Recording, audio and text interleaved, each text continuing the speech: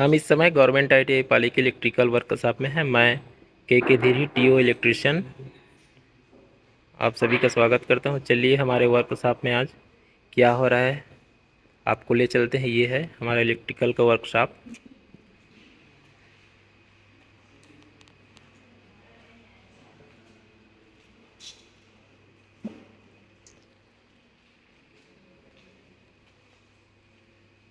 Workshop में हमारे electrical के सेकेंड ईयर ट्रेनी यहाँ मौजूद हैं।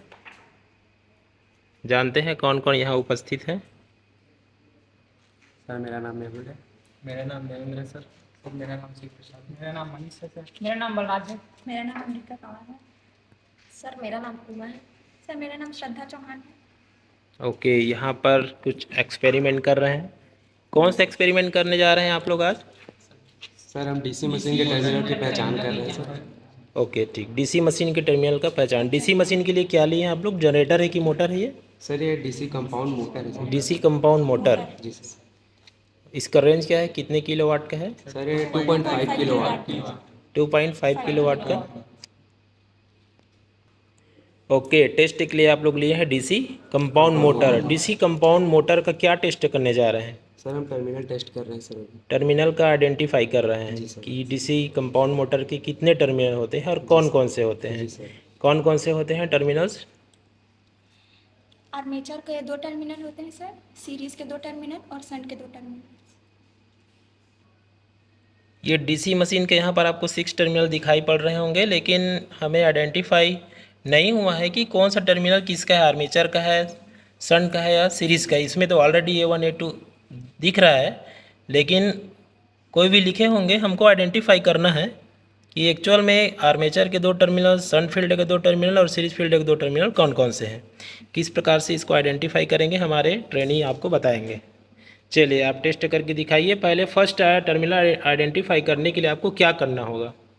सर हमें सबसे पहले टर्मिनल आइडेंटिफाई करने के लिए हम सबसे पहले तो लीकेज टेस्ट करेंगे सर, कि हमारा जो मोटर का टर्मिनल्स है वो कहीं बॉडी के साथ लीक तो नहीं है, जिसकी वजह से दुर्घटना हो सकती है या किसी को शॉक लग सकता है। Very good. उसके बाद हम फर्स्ट टेस्ट लीड को एक टर्मिनल पर रखकर सर दूसरे किसी भी टर्मिनल के साथ हम जब टच करेंगे तो लैम्प ग्लो हो रहा है। इसका मतलब सर कि ये इसका पेयर है।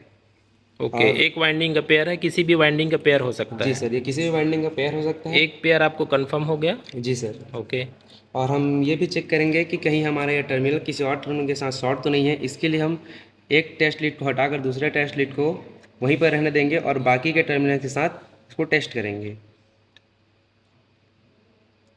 सर जैसे कि हम देख सकते हैं कि यहाँ पे हमारा कोई भी शॉर्टिंग नहीं है, तो हमें हमारा एक पेयर मिल चुका है। एक पेयर आइडेंटिफाई हो गया। हमें ये पता नहीं कि वो किस फील्ड का है, आर्मेचर का है या शंट फील्ड का है या सीरीज का है। नेक्स्ट सर फिर हम पेयर को छोड़कर अगले किसी भी एक टर्मिनल पर अपना टेस्ट लीड रखेंगे और फिर किसी दूसरे टर्मिनल पर अपना सेकंड टेस्ट लीड रखेंगे। हम देख सकते हैं यहाँ पर कोई बल्ब ग्लो नहीं हो रहा है, लेकिन हमें स्पार्क दिखाई दे रहा है। यहाँ पर दोनों टर्मिनल्स में सीरीज टेस्ट लैम्प के लीड से टेस्ट करने पर हमें कुछ स्पार्क जैसा दिख रहा है, या लैंप में सीरीज टेस्ट लैम्प में कोई प्रतिक्रिया नहीं दिख रही है। इसका मतलब यह शंट फील्ड का हो सकता है। जी सर। ठीक है, नेक्स्ट टर्मिनल को टेस्ट करेंगे। उसके बाद हम फिर से वही प्रक्रिया दोहराएंगे, कहीं हमारा जो टर्मिनल है वो किसी और टर्मिनल के साथ शॉर्ट तो नहीं है, जिसके लिए हम बाकी के बचे टर्मिनल्स के साथ टेस्ट लीड को रख कर चेक करेंगे कि ये शॉर्ट तो नहीं है। उसके बाद हमें आइडेंटिफाई हो जाएगा कि हमारा दूसरा पेयर हमें मिल चुका है। दूसरा पेयर मिल चुका है।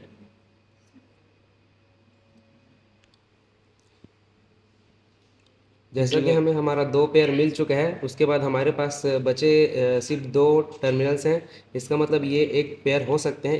इसको हम कंफर्म करने के लिए इस पर टेस्ट लीड को रखेंगे, जिससे हमारा लैम्प ग्लो कर रहा है। इसका मतलब हमें हमारे तीनों पेयर मिल चुके हैं।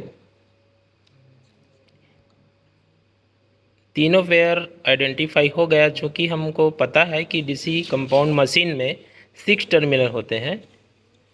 आर्मेचर के 2 टर्मिनल्स, शंट फील्ड के 2 टर्मिनल्स और सीरीज फील्ड के 2 टर्मिनल्स।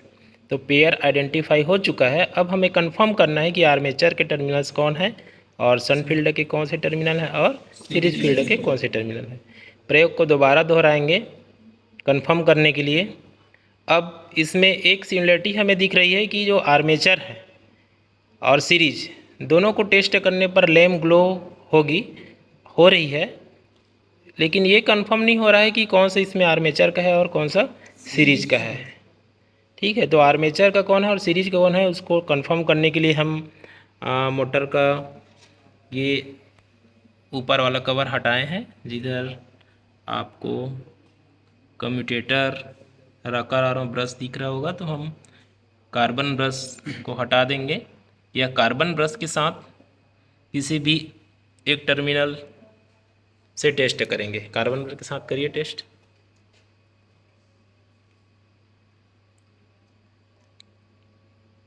दूसरा टर्मिनल के साथ टेस्ट कीजिए। ठीक, दोनों टर्मिनल के साथ ग्लो हो रही, तो ये आर्मेचर का है। और फिर से हम टेस्ट करेंगे जिसमें लैंप और सबसे ज़्यादा ग्लो हो रही थी, 2 पेयर सबसे नीचे के हैं शायद, उसके साथ आप टेस्ट करिए।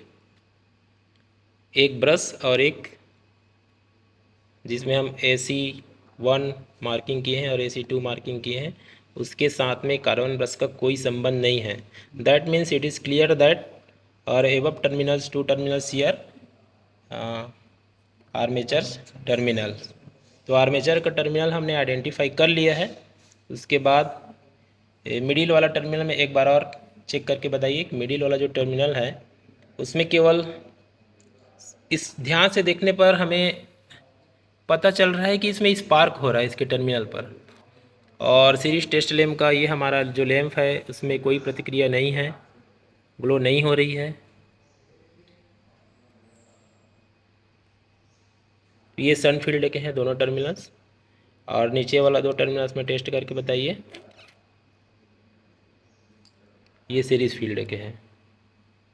ठीक है, तो इस प्रकार से हमने DC मशीन्स का जो टर्मिनल्स है वो आइडेंटिफाई कर लिया है।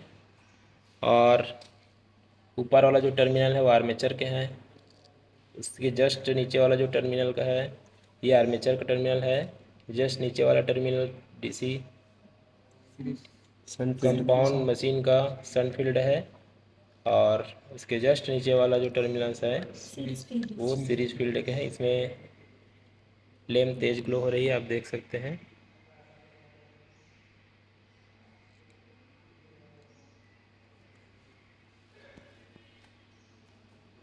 चलिए ठीक है, ओके, थैंक यू।